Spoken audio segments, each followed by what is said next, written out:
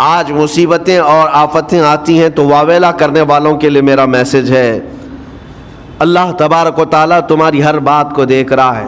تمہارے چیخنے سے، چلانے سے، تمہاری شکایت کرنے سے گئے ہوئے آدمی کی جان واپس تو نہیں آنی ہے. تمہارا عزیز ترین بھائی مر گیا، تم جس سے سب سے زیادہ پیار کرتے تھے وہ بیٹا انتقال کر گیا. مجھے بتاؤ، تم 10 لوگوں میں چیخو گے، چلاؤ گے، رب تعالیٰ کے حضور بری بری باتیں بھی کرو گے، تو کیا وہ گئی ہوئی جان واپس آ سکتی ہے؟ میرے عزیزو، یہ وہ حکومت نہیں ہے کہ تمہارا احتجاج کرنے پر قانون واپس لے لیا جائے. تمہارے سب مل کر کے پروٹیسٹ کرنے سے حکومتیں اپنے فیصلے واپس لے سکتی ہیں، لیکن وہ رب ذوالجلال شہنشاہ اعظم کا قانون ہے. وہاں نبیوں کی بھی جو روح لی گئی، وہاں پر اللہ تبارک و تعالیٰ نے اپنے محبوب نبیوں کی بھی روح کو قبض کرنے کا حکم دیا. تو کیا سب کے غم منانے سے وہ روحیں واپس کرنے کا فیصلہ کیا گیا ہے؟ نہیں میرے عزیزو، اس عالم میں، اس کائنات میں پھر کوئی ہمارے رونے چیخنے چلانے سے واپس نہیں آتا. ہاں، غم کرنا اپنی جگہ پر ہے، لیکن غم کا شرعی طریقہ کیا ہے؟ میرے آقا صلی اللہ تعالیٰ علیہ وسلم نے بھی غم فرمایا. آپ کے عزیز بیٹے سیدنا ابراہیم جب انتقال کر گئے، میرے آقا کی آنکھوں میں آنسو تھے. حضور پاک صلی اللہ تعالیٰ علیہ وسلم کی آنکھوں کے سامنے سیدہ خدیجۃ الکبریٰ کا انتقال ہوا. حضور غمگین تھے، لیکن غم کا مطلب کبھی یہ نہیں ہوتا کہ اللہ کی بارگاہ میں شکایت کریں، تو نے میرے ساتھ ایسا کیوں کیا؟ یعنی تم حکم دو گے، رب تبارک و تعالیٰ کو تم مشورہ دو گے کہ کس کے ساتھ کیا کرنا ہے. اس لیے ان مواقع پر ہم سب کی آزمائش ہے، ہمارا امتحان ہے. ایسے معاملات جب بھی آتے ہیں، دیکھیں میں آپ کو ایک اور باریک بات بتا دیتا ہوں. یہ ہم آج تقریر کر رہے ہیں، ہو سکتا ہے آپ بھی سن رہے ہیں اور اچھی طرح سمجھ رہے ہیں، لیکن خود کے گھر پر جب آ جائے تو تقریر بھی یاد نہیں رہتی، نصیحت بھی یاد نہیں رہتی، غم کا غلبہ زیادہ ہو جاتا ہے. ایسے اوقات میں حکم کیا ہے مومنین کو؟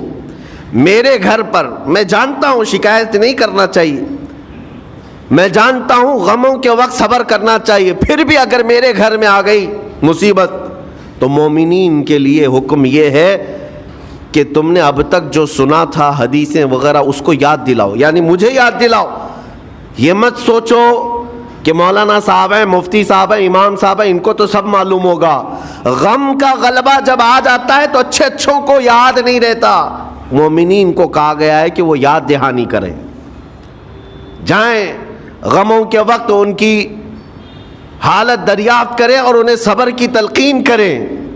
ہر ایک کے لیے ضروری ہے.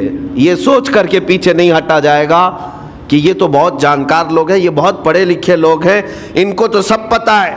نہیں، بلکہ حکم یہ ہے کہ جس کے ساتھ بھی مصیبت آئے، مومنین، دوسرے مومنین اسے صبر کی تلقین کریں، اسے جا کر کے حوصلہ دیں اور اسے تسلی دیں.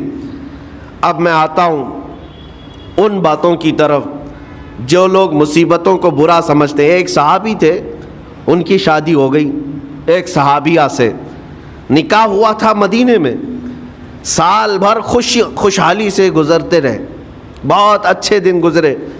سال ختم ہونے کو تھا کہ خاتون جو ہے لڑائی کرنا شروع کر دیتی، کہتی مجھے تمہارے ساتھ رہنا نہیں، مجھے طلاق چاہیے، ڈائریکٹ طلاق. تو اس صحابی نے کہا ہوا کیا؟ وہ صحابیہ کہتی تھی نہیں مجھے تمہارے ساتھ رہنا نہیں. اس صحابی نے کہا ٹھیک ہے، اگر ایسا ہی ہے تو حضور پاک صلی اللہ علیہ وسلم کے پاس چلتے ہیں، وہاں جا کر فیصلہ کرا لیں گے. تو وہ صحابیہ مان گئیں، کہا چلو چلتے ہیں. تو دونوں چلے جا رہے تھے اپنے گھر سے حضور پاک صلی اللہ علیہ وسلم کے دربار میں فیصلہ کروانا ہے.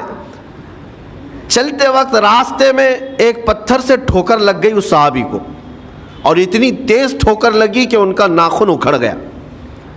اب وہ ان کی خاتون جو بیوی صحابیاں ہیں، وہ فوراً اپنے دوپٹے کا کپڑا پھاڑ کر کے انگلی کو باندھتی ہیں اور خون روکتی ہیں، اور اس کے بعد کہتی ہیں چلو واپس گھر چلتے ہیں.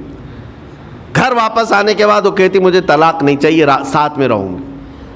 کہا عورتوں کا موڈ، عورتوں کا اس طرح کا فیصلہ کیا بات ہے؟ وہ صحابیہ کہتی ہے میں نے سنا ہے کہ جب کبھی کوئی بندہ بیمار نہیں ہوتا تو اللہ اسے پسند نہیں کرتا۔ میں نے جب سے تم سے شادی کی ہے، سال بھر ہو گئے، ایک بار بھی تم کو بیمار ہوتے نہیں دیکھا۔ مجھے ایسا لگنے لگا کہ کہیں تم اللہ کے ناپسندیدہ بندے تو نہیں ہو، اس لیے میں تمہارے ساتھ نہیں رہنا چاہتی تھی۔ اب جب راستے میں ٹھوکر لگ کر ناخن اکھڑ گیا تو مجھے احساس ہوا کہ اللہ تجھے بھی پسند کرتا، میں تیرے ساتھ رہنے کو تیار ہوں۔ وہ صحابیہ تھیں۔ میرے عزیزو، اس کا مطلب یہ نہیں کہ ہم آپس میں ایک دوسرے کے بیمار ہونے کی انتظار میں رہیں۔ شوہر یہ سوچے کہ میری بیوی بیمار کیوں نہیں ہوتی، اور بیوی یہ سوچتی رہے کہ میرا شوہر بیمار کب ہوگا۔ وہ توکل کا اعلیٰ درجہ ہے۔ انتظار اور تمنا مت کرو بیمار ہونے کا، بلکہ بیماری آ جائے تو اللہ کا شکر ادا کرو، آ جائے تو صبر کرو۔ عزیزان گرامی وقار، ہم آج امام حسین اور ان کے رفقائے گرامی رضوان اللہ علیہم اجمعین کو یاد کرتے ہیں تو صرف رونے کے لیے نہیں یا صرف غم منانے کے لیے نہیں، بلکہ داستان کربلا سنانے کا ایک عظیم مقصد یہ ہوتا ہے کہ نوجوانوں کے اندر، بلکہ بوڑھے اور بچوں کے اندر بھی ایمانی جذبہ ایسا آ جائے کہ وہ ہر مصیبت پر ڈٹ کر کھڑے ہو سکیں، ہر یزیدی کا مقابلہ کر سکیں۔ ایک تو اس کا میسج یہ ہے، اور دوسرا میسج یہ ہے کہ چاہے جیسی بھی مصیبتیں آئیں، ایمان کے ساتھ رہنا ہے، صبر اور شکر کو ہرگز نہیں چھوڑنا ہے۔ مصیبتیں ہمارے پاس اب اتنی بڑی تو نہیں آتی کہ ایک خاندان کے ہی اتنے لوگوں کو کاٹ دیا جائے، ایسی مصیبتیں تو نہیں آئی۔ اب جو کچھ بھی آتی ہیں ہمارے ساتھ، وہ مال کی کمی کی، کبھی دکان میں دھندا نہیں چلتا، کبھی بچے کسی کو نہیں ہو رہے ہیں، یا پھر گھر میں کوئی بیمار ہے، کوئی مستقل بیماری آ گئی ہے، یہی تو مصیبتیں ہیں۔ مومن کے لیے یہ قید خانہ ہے، زیادہ آسائش اور آرام کی فکر نہ کرو۔ یہ دنیا مومن کے لیے قید خانہ ہے۔ اسی لیے شاعر نے کیا خوب کہا، جب کسی کا انتقال ہوتا ہے، ایک سچے مومن کا انتقال ہوتا ہے، تو لوگ کہتے فلاں مر گیا، فلاں مر گیا۔ تو ایک شاعر نے بہت اچھے انداز سے کہا ہے کہ کون کہتا ہے کہ مومن مر گیا؟ جو سچا مومن ہے اس کے لیے کہہ رہا ہوں۔ وہ شاعر نے کہا کون کہتا ہے کہ مومن مر گیا؟ قید سے چھوٹا وہ اپنے گھر گیا۔ حقیقت تو یہ، قید سے چھوٹا وہ اپنے گھر گیا۔ یہاں دنیا میں زیادہ آسائش، زیادہ آرام کی طلب انسان کو مغرور بنا دیتی ہے، تکبر والا بنا دیتی ہے، گھمنڈی بنا دیتی ہے۔ اور اللہ تبارک و تعالیٰ کی بارگاہ میں ہمیشہ سر بسجود رہنے والا وہ بندہ ہے جو مصیبتوں میں گھرا رہتا ہے۔ کچھ نہ کچھ مصیبتیں ایسی ہیں جو تمہیں مسجد تک لاتی ہیں، قرآن تک لاتی ہیں، تسبیح تک لاتی ہیں، اور کوئی مصیبت نہ ہو، کوئی تکلیف نہ ہو تو پھر جلدی بندہ اللہ کو بھی یاد نہیں کرتا۔